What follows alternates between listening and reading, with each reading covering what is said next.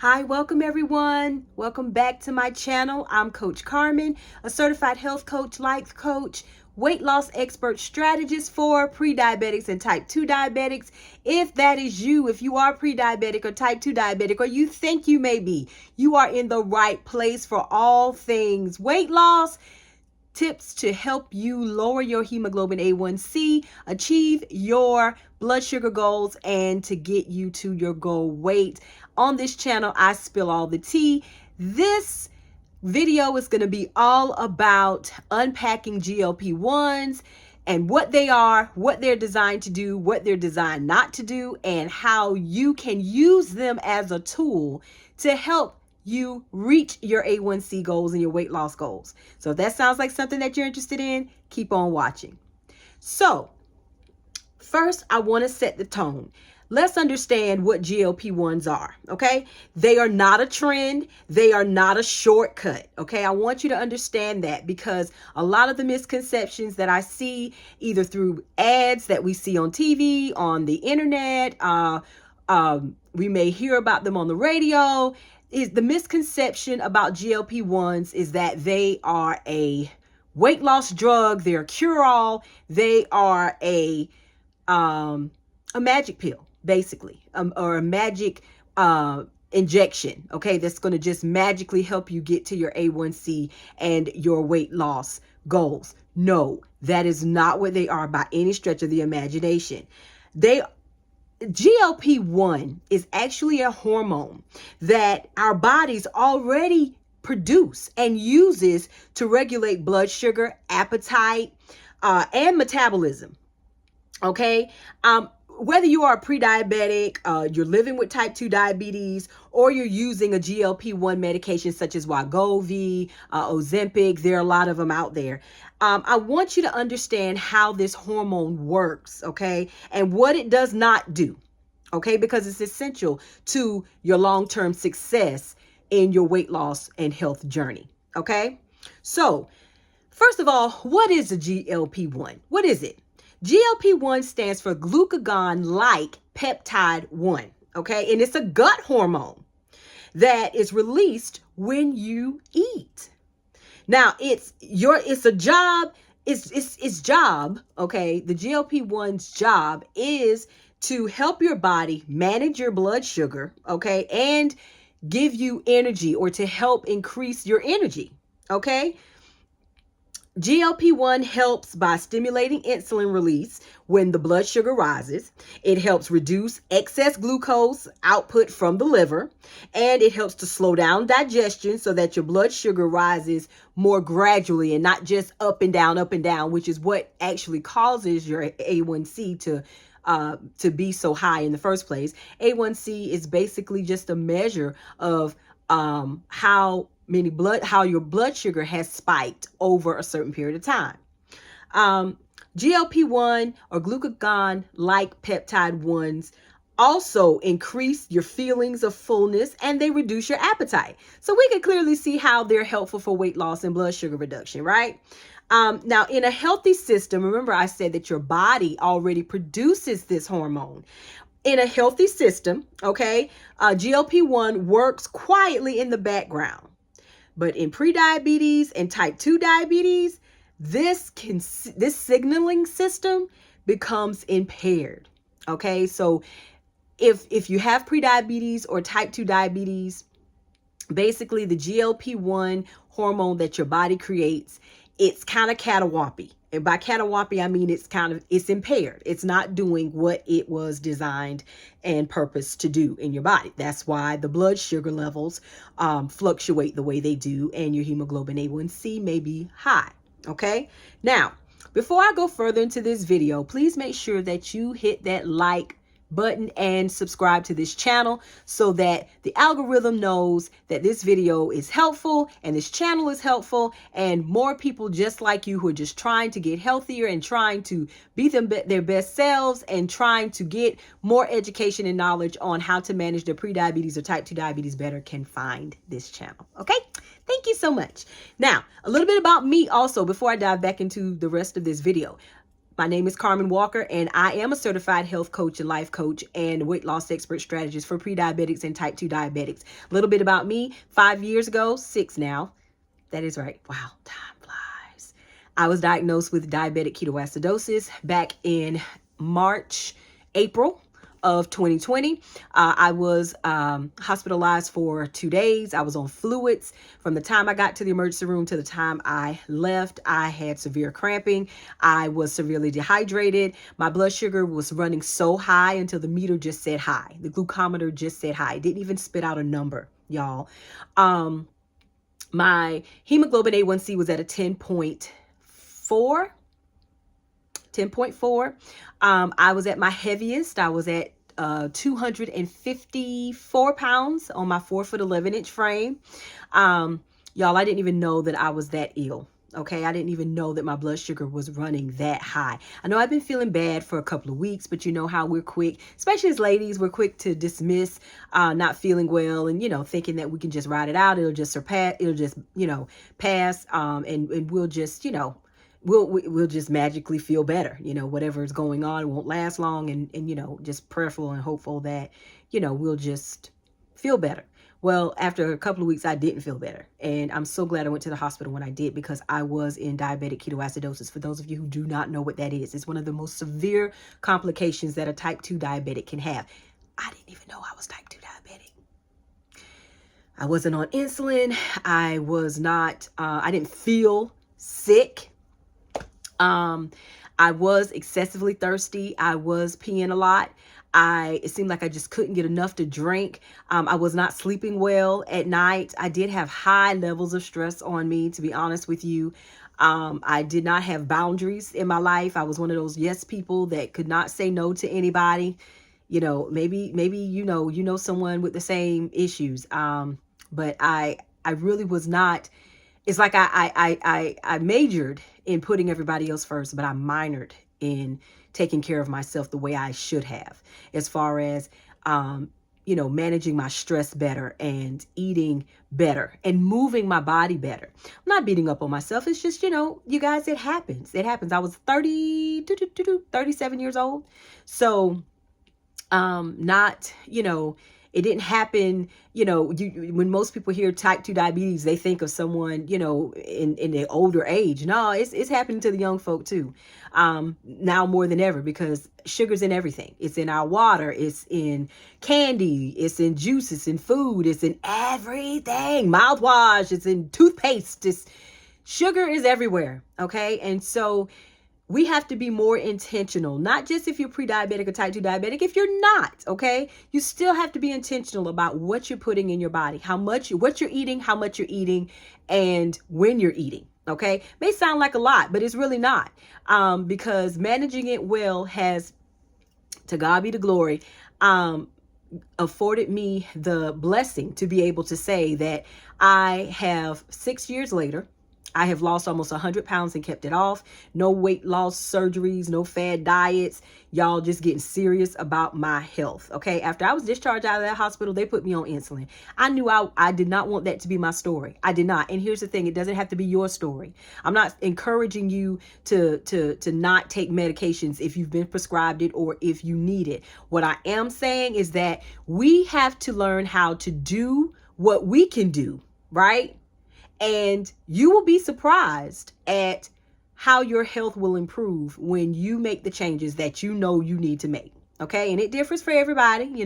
Some people, their problem may be stress. That was one of my issues. And that was stemmed from lack of boundaries. For some people, it may be, just emotionally eating, when you have a hard day, had a rough patch in your life or something happened, you use food for comfort, whatever your case may be, as in why, you need to institute better lifestyle habits and changes in your life. It doesn't matter why. It's the fact that you realize that you do need those changes. And that's what I'm here for, to help you lose weight the healthy way.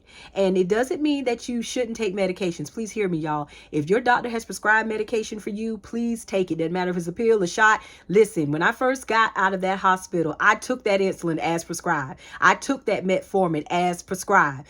I did not play around with my health. What I did do in addition to that, though, was I started implementing small but very consistent lifestyle changes. I started standing up, shortly after I ate for a short amount of time. COVID was going on at the time I was diagnosed, so I couldn't go to a gym, couldn't really go to a park. Started walking around in my backyard, y'all. And then I gradually started doing workout videos on YouTube. Okay, there's this young lady that I follow, and I still follow her to this day. And you would be surprised at what results that you can achieve and get when you're just consistent. Okay, I started out working out 2 days a week, then graduated 3 days a week. Now I work out 5 to 6 days a week. I love running. I'm a runner. But I didn't get to where I am overnight. I didn't lose the weight overnight. And it's so important that you understand that that's not going to be your story either. Anything that comes quick usually doesn't last. I'm not saying that you will not obtain and be able to sustain great results with GLP-1s. Absolutely. They are tools. If they're used in the right way, they can and will help you not just to get to where you want to be, but they can help you stay there. But you still have to do your part. And that's what this video is all about. Okay. So back to why GLP functions is often reduced in diabetes. Okay. Now, type 2 diabetes is a health condition that causes high blood sugar, right? Chronic high blood sugar. It also causes insulin resistance, poor sleep, stress, and low muscle mass. And all of that can interfere with your body's natural ability to secrete the GLP-1 hormone, okay? And so over time, the body becomes less responsive to the GLP-1 that you produce. Insulin release becomes delayed or insufficient. Appetite regulation becomes unreliable, and then blood sugar remains elevated long after meals. Okay, and this is why lifestyle intervention remains necessary, even when medication is prescribed. Even when your doctor puts you on medication to help control your weight, you still have to do your part. The medication's not going to do it all. It's not going to help you maintain a healthy relationship with food. You're going to have to develop that, and you're going to have to maintain that yourself. You're going to have to understand how your body works, because we're all different, right? All of our body compositions and biology, excuse me, y'all, is different. And so our lifestyles are different. Our choices are different, and that's all completely fine. I specialize in helping people understand what works for them, and I help you to implement, but I cannot implement for you no more than the medications can. Okay. The medications are a tool. They are not the end all be all. Okay. And that's what I want you to take away from this video today. All right. Now, these medications, the GLP-1s, the glucagon-like peptide ones, those receptor antagonists, they help reduce your appetite. They help lower your averaging blood sugar. Okay, so it helps to lower your A1C, right? It helps to support weight loss. So yes, you will lose weight on those shots. It also helps to improve your body's sensitivity to insulin, which is very, very important. However, this is what those medications do not do. They do not stabilize your blood sugar patterns. Okay. They do not prevent muscle loss during weight reduction. So maybe you know someone, or maybe you have experienced drastic weight reduction while being on the GLP-1s. It's not going to help you. It's not going to prevent you from losing muscle if you don't work out, if you don't move and exercise your body and help build up those muscles. Okay.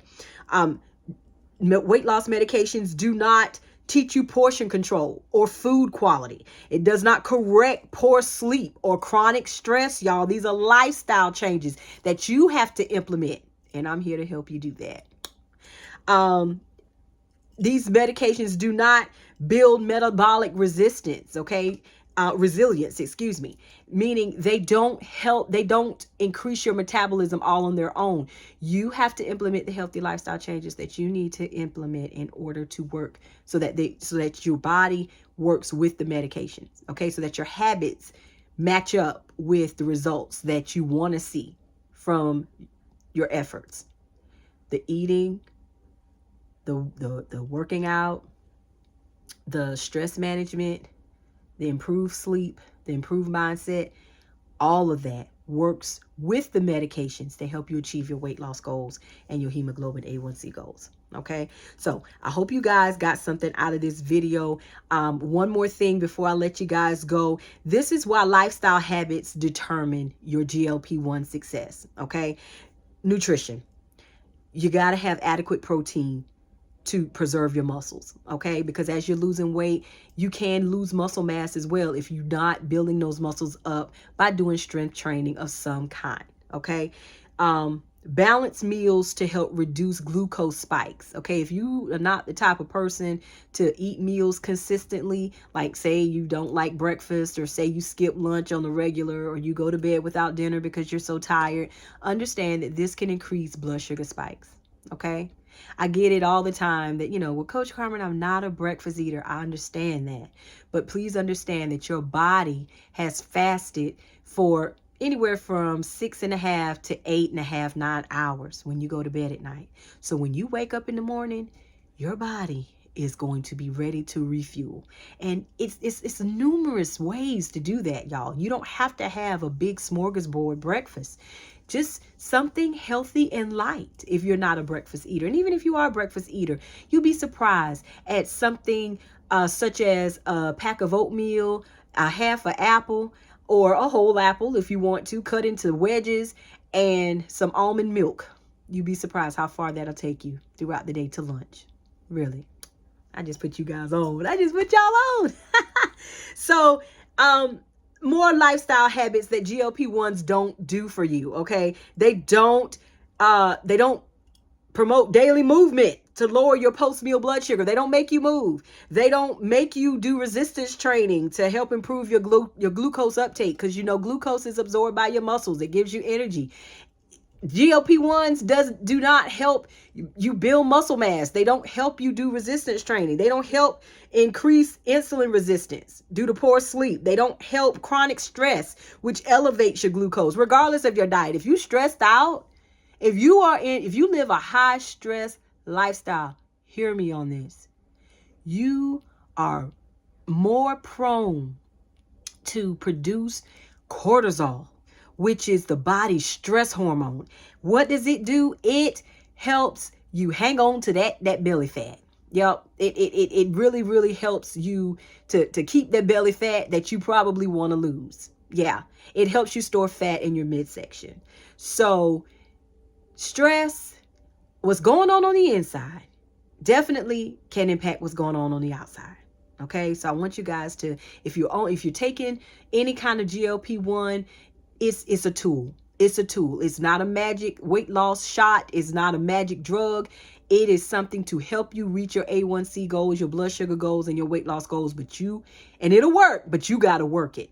Okay. You got to do your part, and you got to do what you can do in order to maximize your weight loss and achieve your hemoglobin A1C goals. All right. I hope you guys enjoyed this video. If you did, make sure you give me a big thumbs up, and make sure that you subscribe to this channel. Got many, many, many, many, many more videos to come. I'm trying to work on getting this content out to you guys as quickly as possible, because I want you guys to understand that GLP-1s, I see the increase in the uptake in the commercials, and how, everyone, talks about them, and I just want to make sure that you understand that they are a tool to help you, but they are not the end all be all. Okay, you still have to do your part by eating healthy. You still have to do your part by managing your stress, making sure that you develop healthy sleep habits. Okay, making sure that you are moving your body every single day. And I'm here to help you. Okay, help you discover what works for you. Help you to get yourself on the path that you've always wanted to be on, and the path that you always knew that you should be on.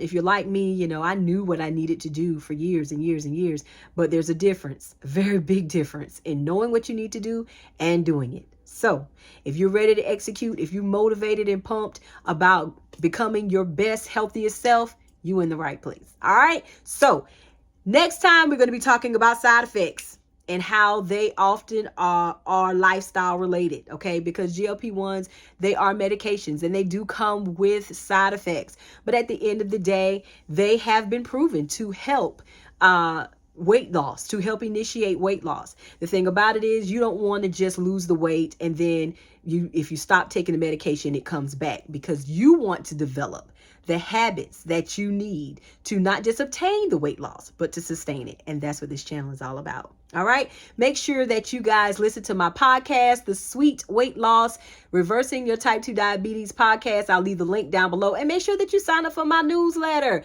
Every week, I'm going to be sending out a newsletter that's going to be filled with healthy recipes, healthy ideas and tips and tricks on how you can develop a healthier lifestyle. All right.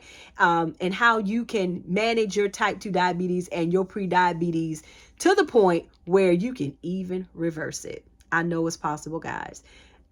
Didn't tell you guys this part, but when I did go back after my 3-month checkup, after I was discharged from the hospital, 3 months after I was discharged from the hospital, and I implemented those small but very consistent and very profound changes in my lifestyle, just watching how I was eating, what I was eating, didn't count calories, but just was watching portions and just getting my body moving.